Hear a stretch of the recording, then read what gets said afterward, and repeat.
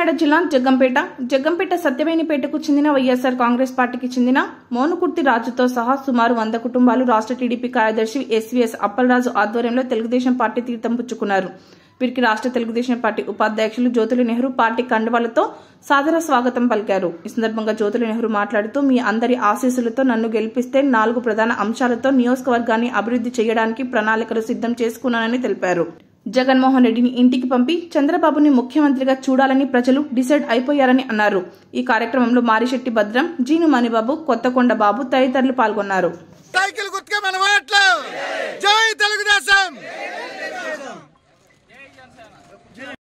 వైభోగులు రాజు, వైభోగులు నాని,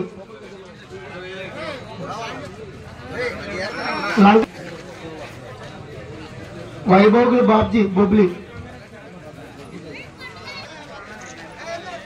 వైభోగులు ఈశ్వరరావు, వైభోగులు వీరపండు, కెల్లాడి దుర్గా,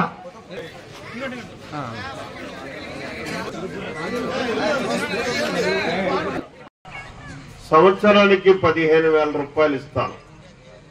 ఆ చదువు అనేటటువంటి భారం ఒక మేనమామగా నేను తీసుకుంటాను అని చాలా గొప్పగా చెప్పాడు. ఇవాళ కూడా చెప్తున్నాడు, అమ్మఒడిని నేను అమలు చేశాను అని చెప్పాను. నిజమే, అమలు చేశాడు. ఏం అమలు చేశాడు? అతను అన్న మాటను తప్పి ఇంట్లో ఎంతమంది ఉన్నా సరే ఒకరికే ఇచ్చి ఉన్నవాళ్ళు దూలగాయించండి, ఒక పిల్లవాడిని చదివించుకోండి అని చెప్పి ఒక పిల్లవాడికి ఇవ్వడం జరిగింది. పిల్లకు అదైనా 15,000 ఇస్తా అన్నాడు సంవత్సరానికి. తొలి సంవత్సరం 15,000 ఇచ్చాడు. మళ్ళీ సంవత్సరం అవుతులోకి, 2వ సంవత్సరం అవుతులోకి 14,000 కుదించాడు. ఏమంటే పిల్లల బాత్రూములు బాగు చేయడం కోసం ఖర్చు, అంటే ఏళ్ళ దగ్గర నుంచే తీసుకోవాలి. 3వ సంవత్సరం అవుతులోకి ₹1 కూడా ఇవ్వలే. కారణం కోవిడ్. కోవిడ్లో ఈ పిల్లలు లేరా? వాళ్ళు బతకాల్సినటువంటి అవసరం లేదా? చదువుకోవాల్సినటువంటి పని లేదా?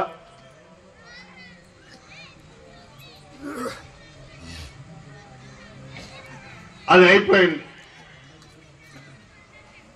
మరి సంవత్సరం వృత్తులోకి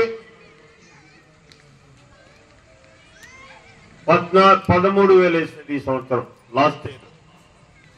2,000 ఎందుకు తగ్గించావు నాకులాంటి అడిగితే దానికి సమాధానం లేదు. ఇది ఆయన అమలు చేసినటువంటి చిత్తశుద్ధి. పాలన ఏ రకంగా ఉన్నదన్నదే అమ్మ ఒడి అయ్యే బుడ్డికి దాని గురించి చెప్పుకోవాల్సి వస్తే మరి ఆ పేర్లు నాకు తెలియదు, ఎందుకంటే నాకు ఆ పరిచయం లేదు. మా అల్లుడు కానీ చెప్పాను ఏమన్నా ఆ పేర్లు అయ్యని.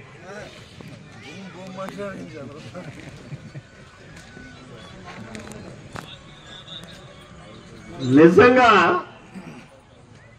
ఆయన ఏమన్నాడండి? మహిళా సోదరిమణులారా, మా తల్లులారా, చెల్లులారా, అక్కల్లారా,